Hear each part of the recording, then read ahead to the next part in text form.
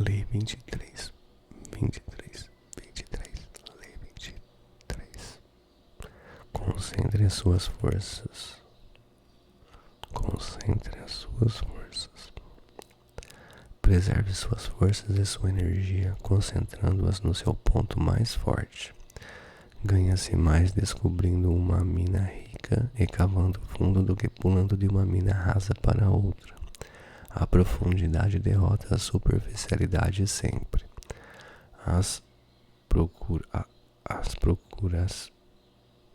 Ao procurar fontes de poder para promovê-lo, descubra um patrono-chave, a vaca cheia de leite que o alimentará durante muito tempo.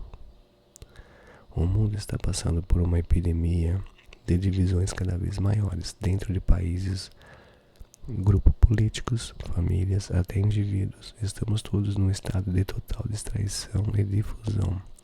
Mal conseguimos colocar nossas cabeças numa direção e já estamos sendo puxados para centenas de outras. O nível de conflito no mundo moderno está mais alto do que nunca e já nos acostumamos com isso. A solidão é uma forma de nos retirarmos para dentro de nós mesmos, para o passado, para formas mais concentradas de pensamentos e ação. Como escreveu Schopenhauer, abre aspas, o intelecto é uma medida da profundidade, não uma medida de superficialidade, fecha aspas. Napoleão conhecia o valor de concentrar suas forças no ponto fraco do inimigo. Era o segredo do seu sucesso nos campos de batalha. Mas a sua força de vontade e a sua mente também estavam moldados segundo esta noção.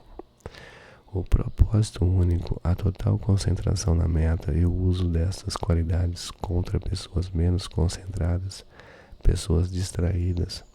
A flecha acertará sempre o alvo e conquistará o inimigo. Casanova atribuía o seu sucesso na vida à sua capacidade de se concentrar num único objetivo e forçar até ele ceder. Foi a sua capacidade de se entregar totalmente às mulheres que desejava que o tornava tão sedutor.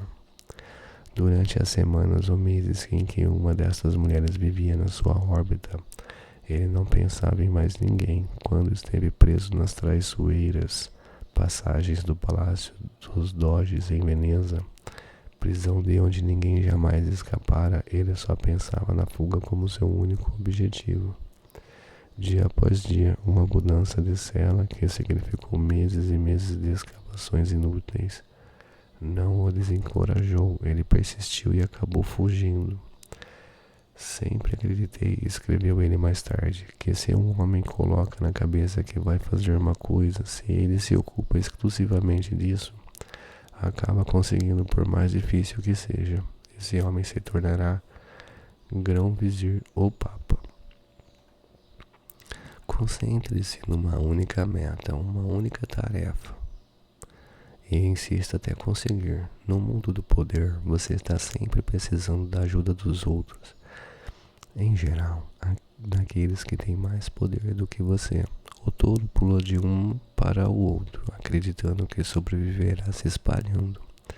Mas um dos corolários da lei da concentração é que se economiza muita energia e se obtém mais poder fixando-se a uma única fonte adequada de poder. O cientista Nikola Tesla se arruinou acreditando que conservaria sua independência se não tivesse de servir a um único senhor.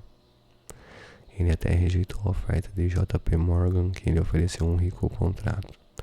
No final, a independência de Tesla significava que ele podia não depender de um único patrono, mas estava sempre tendo de adular uma dúzia deles. No final da vida, ele percebeu o seu erro.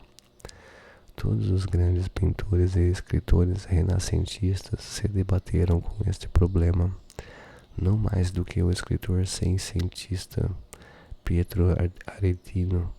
Ao longo de toda a sua vida, Aretino passou pela indignidade de ter que agradar a este ou aquele príncipe. Ele acabou dando um basta e foi cortejar Carlos V, prometendo ao imperador os serviços da sua poderosa pena. Finalmente, ele descobriu a liberdade de servir a uma única fonte de poder. Michelangelo descobriu esta liberdade com o Papa Júlio II, Galileu com os Médici. No final, o patrono único aprecia sua lealdade e passa a depender dos seus serviços. Com o tempo, o senhor serve ao escravo. Finalmente, o poder está sempre concentrado. Em qualquer organização é inevitável que um pequeno grupo controle tudo. E quase sempre não são aqueles com títulos. No jogo do poder, apenas o tolo golpeia aqui e ali sem fixar sua meta. É preciso descobrir quem controla as operações, quem realmente dirige a cena por trás dos bastidores. Como Richelieu descobriu no início da sua ascensão ao topo do cenário político francês, no início do século XVII, não era o rei Luís XIII que decidia as coisas, era a mãe dele. Portanto, ele se ligou a ela e passou por cima de todos os níveis dos cortesãos direto para o topo. Basta encontrar petróleo uma vez, sua riqueza e poder estão garantidos para o resto da vida. A melhor estratégia é ser sempre muito forte. Primeiro em geral, depois no momento decisivo. Não há lei de estratégia melhor e mais simples do que manter as próprias forças concentradas. Em resumo, o primeiro princípio é: haja com a máxima concentração. Preze a profundidade mais do que a superficialidade. A perfeição está na qualidade, não na quantidade. O superficial não sai da mediocridade. E a desgraça dos homens com interesses amplos e generalizados é que, enquanto desejam comandar tudo, acabam não comandando nada. A profundidade da fama equivale ao heroísmo em questões sublimes. O inverso. A concentração pode ser perigosa, e há momentos em que a dispersão é a tática adequada. Lutando contra os nacionalistas pelo controle da China, Mao Tse-tung e os comunistas fizeram uma guerra de retração em várias frentes, usando como suas principais armas a sabotagem e as emboscadas. A dispersão costuma ser adequada para o lado mais fraco. Ela é, de fato, o princípio crucial das guerrilhas. Ao lutar contra um exército superior, concentrando suas forças, você só se torna um alvo mais fácil. Melhor se dispersar no cenário e frustrar seu inimigo com a intangibilidade da sua presença. Ligar-se a uma única fonte de poder tem um grande perigo.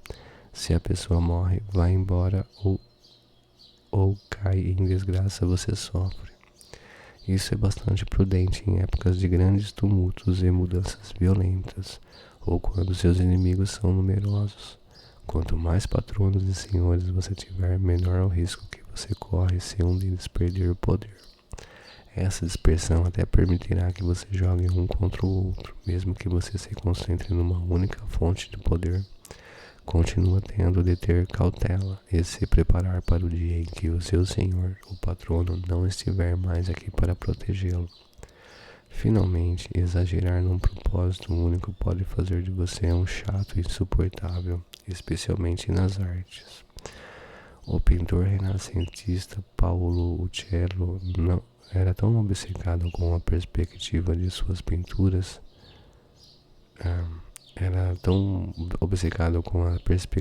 que suas pinturas chegam a parecer monótonas e falsas, enquanto Leonardo da Vinci se interessava por tudo: arquitetura, pintura, guerra, escultura, mecânica. Nossa, barulheira aqui. Tá terminando. Pra terminar então aqui. A descentralização foi a fonte do seu poder, mas gênios assim são raros. Quanto ao restante de nós, é melhor pender para o lado da profundidade. E aqui termina a Lei 23. Até uma próxima. Começou a barulheira aqui. Os passarinhos. Tem uma moto aí.